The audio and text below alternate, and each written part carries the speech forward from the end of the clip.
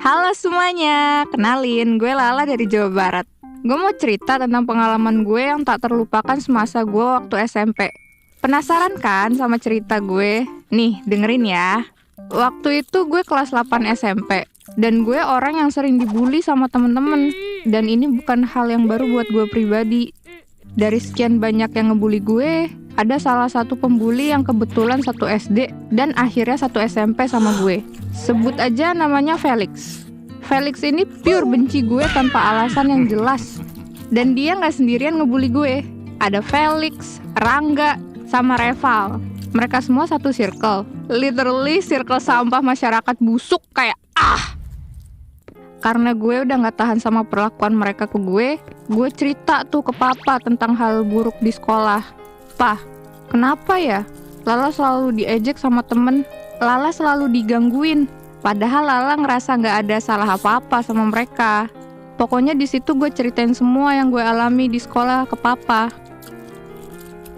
Sampai papa pun ikut nangis depan gue.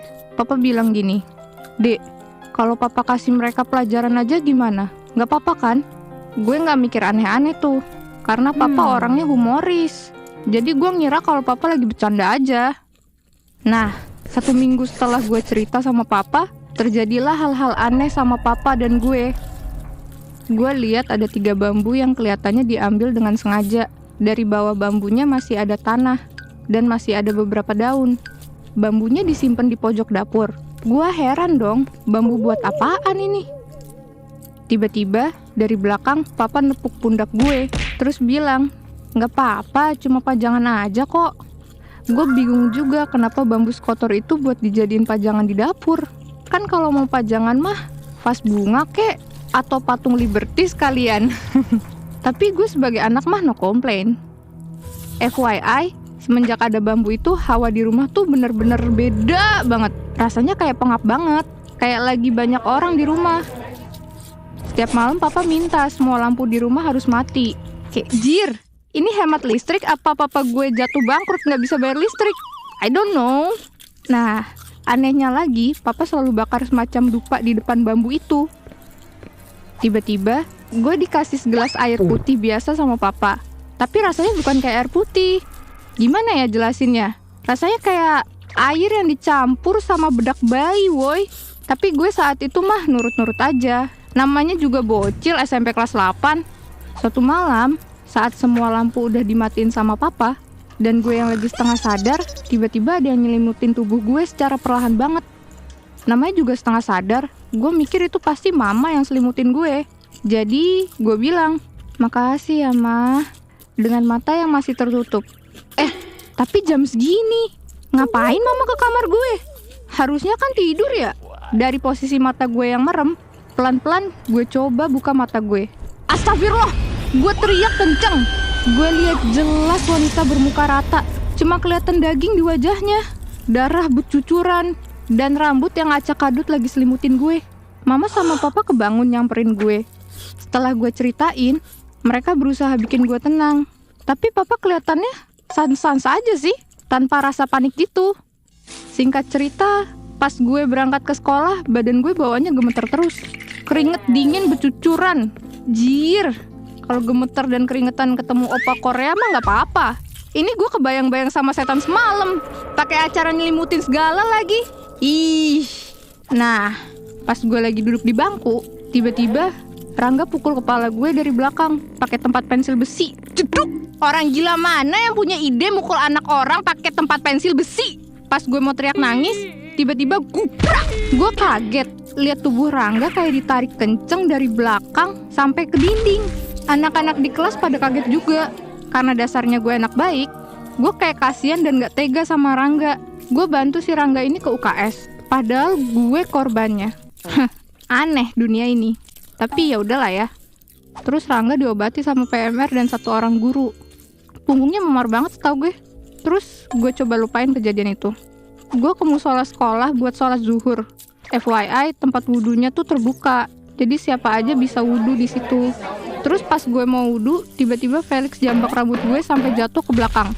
Sumpah jahat banget. Gue jelas marah, tapi gue pendem. Jantung gue nggak karuan bunyinya.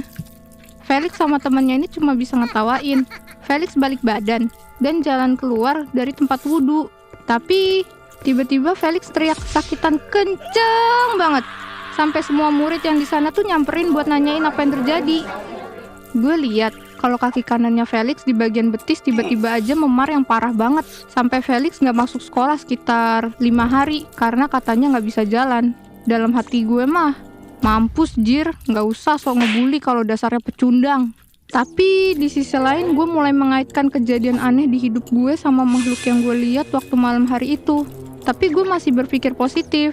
Selama ini mungkin dia lagi ngejagain gue ya harusnya fine-fine aja.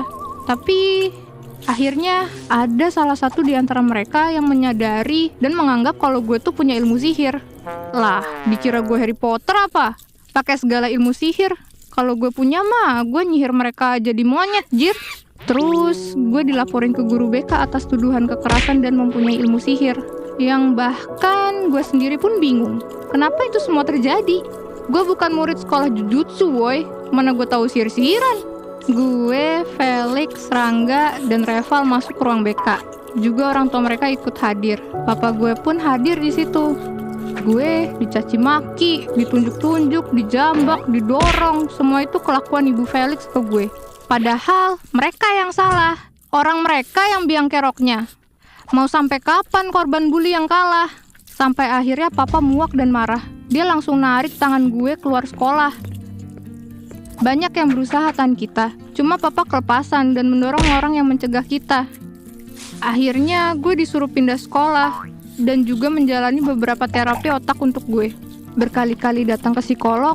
Sampai pada sekitar 9 bulan kemudian, gue berhasil sembuh dari trauma berat yang gue alami di sekolah dulu. Suatu ketika, nggak tahu tumben banget gue buka Facebook setelah sekian lama nggak buka. Gue scrolling, tiba-tiba ketemu akun di mana dia posting fotonya lagi peluk adiknya yang duduk di kursi roda. Captionnya, "Felix anak kuat, cepet pulih sayang." Kaget sekaget-kagetnya sampai gemeter nangis pas tahu itu Felix. Tubuh Felix kurus banget, kaki kanannya berlebam, cuma kayak gosong gitu, dan bernanah. Gue langsung cari info tentang nomor salah satu keluarga Felix, dan akhirnya berhasil dapet. Gue coba hubungin kakaknya Felix dan menyampaikan keprihatinan gue ke dia. Terus dia bilang mau bawa Felix ke rumah gue, dan gue setuju. Udah izin juga ke papa, dan benar lusanya mereka beneran datang. Terus, singkat cerita ada suara ketukan pintu. Gue buka tuh pintunya.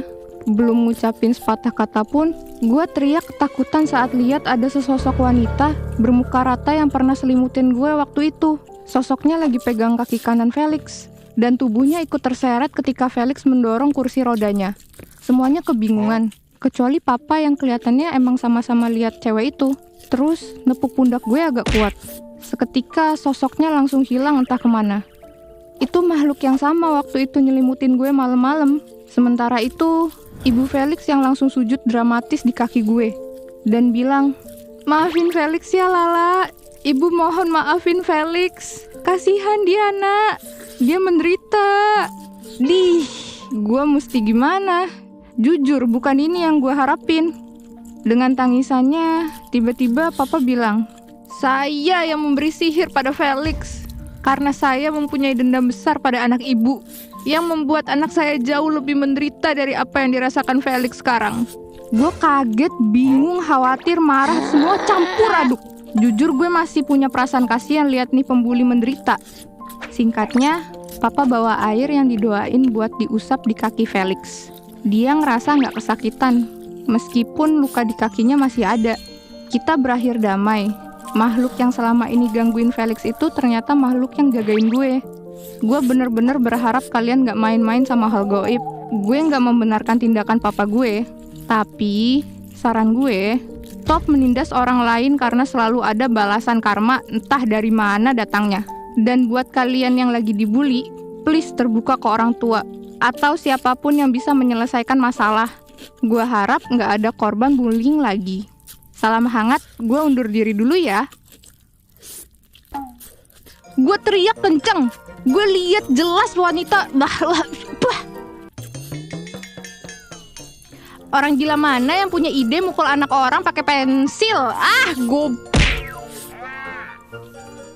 Orang gila mana yang punya ide mukul anak pakai orang?